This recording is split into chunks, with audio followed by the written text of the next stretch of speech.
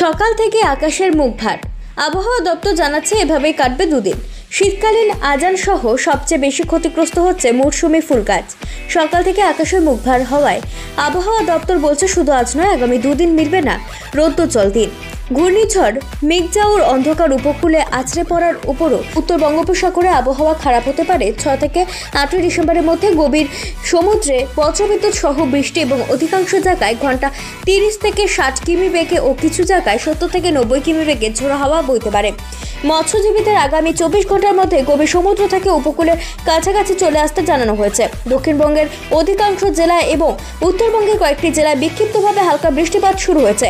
আজ প্রায় সারাদিন এইরকমই আবহাওয়ার পরিস্থিতি সৃষ্টি হয়েছে, আর তার ফলে ও সময় স্বাভাবিক শীতের ব্যাহত হচ্ছে। আর হালকা শীতের সোয়েটার কিংবা চাদরের সাথে ঝিরিঝিরি বৃষ্টি হাত থেকে রেহাই পেতে বার্ষিক বর্ষাতি কিংবা ছাতারও প্রয়োজন হচ্ছে। শীতকালীন বিট, গাজর, আলু, পেঁয়াজ, রসুন, মূলো এই ধরনের মাটির নিচের ফলন পচন ধরার সম্ভাবনা বেশি।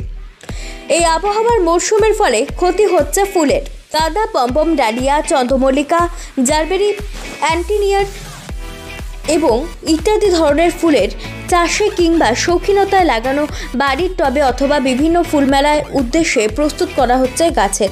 সেক্ষেত্রে নষ্ট হচ্ছে এই ফুল গাছগুলি, যার ফলে স্বাভাবিকভাবেই যে ফুল চাষ হয় তা বিভিন্ন ধরনের মূল্যবান কীটনাশক সার এবং সার দিয়ে রক্ষা করতে হচ্ছে, যেটা এ বিষয়ে অভিজ্ঞদের ছাড়া রক্ষা করা সম্ভব নয়। এমনই জানাচ্ছেন বিভিন্ন নার্সারি মালিক।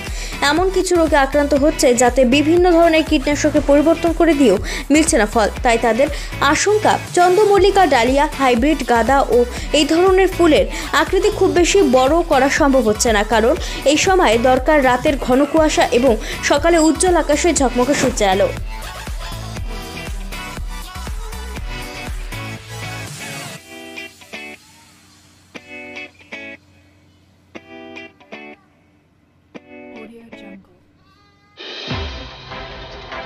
ফুল দেখা যায়, তো এখনো পর্যন্ত কারোর গাছে সেই অর্থে ফুল দেখা যাচ্ছে না, কি কারণে? এটা আছে, সময় আছে যদিও, কিন্তু ওয়েদারটা একটা ফ্যাক্টর হয়ে গেছে। শীতটা যে হারে পড়ার দরকার সেই রকম শীত নেই। মানে এই সময় রাত্রের দিকে ঠান্ডা পড়বে, কুয়াশাটা পড়বে হলে গাছে কিছু কিছু গাছ আছে যেগুলো গ্রোথটা ভালো হয়, সেই ক্ষেত্রে একটুখানি তো ওটার দুর্বলতা আছে। পোকার আক্রমণ কি এখন থেকে হচ্ছে? পোকা যত ঠান্ডা থাকে তত মানে পোকার আক্রমণ কম হয়, কিন্তু যত ঠান্ডা অতিরিক্ত গরমের জন্য পোকার আক্রমণটা একটু বেশি আছে। ওটা ওষুধপত্র দিয়ে ঠেকাতে হচ্ছে। আচ্ছা, আগে যেটা আপনি হতো সেটা একটুখানি কৃত্রিম পর্যায়ে করতে হবে। আর চন্দ্রমল্লিকা, ডালিয়া বা অন্যান্য যা যা কিছু আছে সেগুলো কি মানে এই সময় থেকেই ফুল ফোটে? হ্যাঁ, এই সময় ফোটে। ওটা টাইমিংয়ের ব্যাপার থাকে, যে যারা আগে গাছ বসাবে তাদের ফোটা শুরু করবে মোটামুটি ডিসেম্বরের শেষের দিক থেকে অ্যাভেলেবেল হয়। এই যে সময় মেলাগুলো হয় ডিসেম্বরের শেষের দিকে, সেই সময়ের মধ্যে রেডি হয়ে যাবে সব গাছ? হ্যাঁ, ও টাইমিংয়ের ব্যাপার থাকে ওটা। আর যদি সাধারণ মানে যারা ফুল গাছ লাগান বাড়িতে, অনেকেই বোঝেন না, অনেক কিছু তো লাগান নর্মালভাবে ফুল ফুটছে, এরমভাবে কি সম্ভব? হ্যাঁ, সেগুলো সম্ভব হবে, কিন্তু ওয়েদারটা একটু ভালো থাকলে পরে খাটনি কম করতে হতো। আচ্ছা, এখন যখন এই যে ওয়েদার আছে, এই ওয়েদারে পোকামাকড়ের উৎপাতটা বেশি হচ্ছে, কিন্তু যদি ওয়েদারটা ঠান্ডা থাকে, যত ঠান্ডা হবে তত পোকামাকড়ের উৎপাত কম হবে। কি আশা করছেন চন্দ্রমল্লিকা যেগুলো হয়, ডালিয়া যেগুলো হয় বড় বড়, মোটামুটি ঠিক হয়ে যাবে। গাছের গ্রোথের উপরে নির্ভর করবে, কিন্তু খাটনিটা বেশি বেড়ে গেছে মানুষের।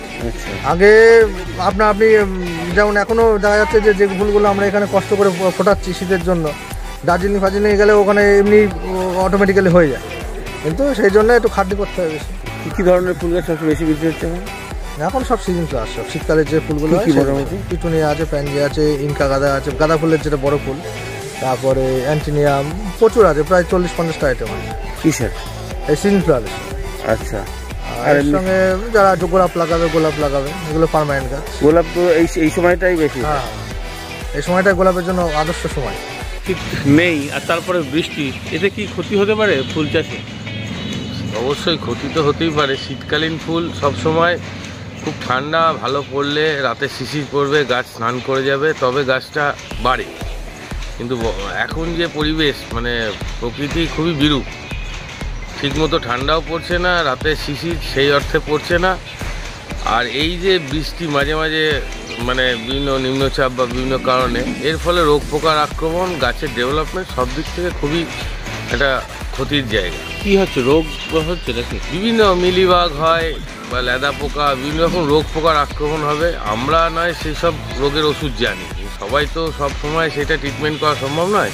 তারপর শীতকালীন ফসল, শীতকালীন ফুলের গাছ এই জলে ভিজলে পচে যাওয়ার একটা সম্ভাবনা থাকে, পাতা হলুদ হয়ে যাওয়া, কুঁড়ি ঝরে যাওয়া, এইসব বিভিন্ন প্রবলেম। সাইজের ক্ষেত্রেও কি সমস্যা হতে পারে? হ্যাঁ, অবশ্যই। কুঁড়িটা ঠিকমতো যদি রোদ্দুর, সূর্যালোক বা শিশির ঠিকমতো সময় মতো না পায়, সেক্ষেত্রে ফুলটা পরিস্ফুটভাবে ফুটানোর ক্ষেত্রেও অসুবিধা হতে পারে। কী ধরনের ফুল রয়েছে আপনার এখানে? আমার এখানে বিভিন্ন রকম সিজন ফ্লাওয়ার, কিছু গ্যাদা আছে, আর হাইব্রিড চন্দ্রমল্লিকা যেটা রয়েছে। জায়ান্ট ভ্যারাইটি মূলত আছে। জায়ান্ট ভ্যারাইটি যে চন্দ্রমল্লিকা বড় হাইব্রিড, সেইগুলো আছে। সেই টব ধরুন, এই যে বৃষ্টি হচ্ছে তোলার নামা। হ্যাঁ, অবশ্যই। এক্ষুনি আমি তুলেছি, এই আপনারা দেখলেও দেখতে পারেন, এইখানে টবগুলো ছিল, এখন আমার শেডের মধ্যে রেখেছি। কিন্তু আবার বৃষ্টি যদি না হয়, যদি আবার রৌদ্র করজ্জ্বল পরিবেশ হয়, তখন আবার বাইরে বার করতে হবে। এটা একটা পরিশ্রম সাপেক্ষ, সময় সাপেক্ষ ব্যাপার। মানে বাইরে থাকলে গাছ ভিজলে ক্ষতি? গাছ ভিজলে ক্ষতি। এই সময় গাছ ভিজলে গাছের পাতায় বিভিন্ন রকম স্পট আসতে পারে, হলুদ ছোপ আসতে পারে, জল বসে গিয়ে গাছের কুঁড়িটাও নষ্ট হয়ে যেতে পারে। যেটা ফুল কি এই সময় আসা স্বাভাবিক নাকি এর পরেও আসে? না, ফুলের বার্ড শোন এই সময় হয়ে যাবে। বার্ড এখন আস্তে আস্তে কালার দেখানোর সময় হয়ে গেছে। এইবার ওইটা ফুলটা ব্লুজমিং হতে এখনও ধরুন 20-25 দিন সময় লাগবে ফুল ব্লুজমিং হয়ে যেতে। তাতে কি মানে ঠিকঠাক টাইমেই মনে হচ্ছে সব কিছু হচ্ছে? হ্যাঁ, ঠিকঠাক টাইমেই হচ্ছে। গাছটা পজিশন ঠিক আছে, কিন্তু প্রকৃতিটা বড়ই বিরূপ। এবার ডিসেম্বরের আজকে 4-5 তারিখ হয়ে গেল, এখনও সেই অর্থে ঠান্ডা যাকে বলে সেটা কিন্তু পাইনি ফুলগুলো। ঠান্ডার ফুল ঠান্ডা না পেলে কতটা ভালো হবে এটা খুবই বলার বিষয়।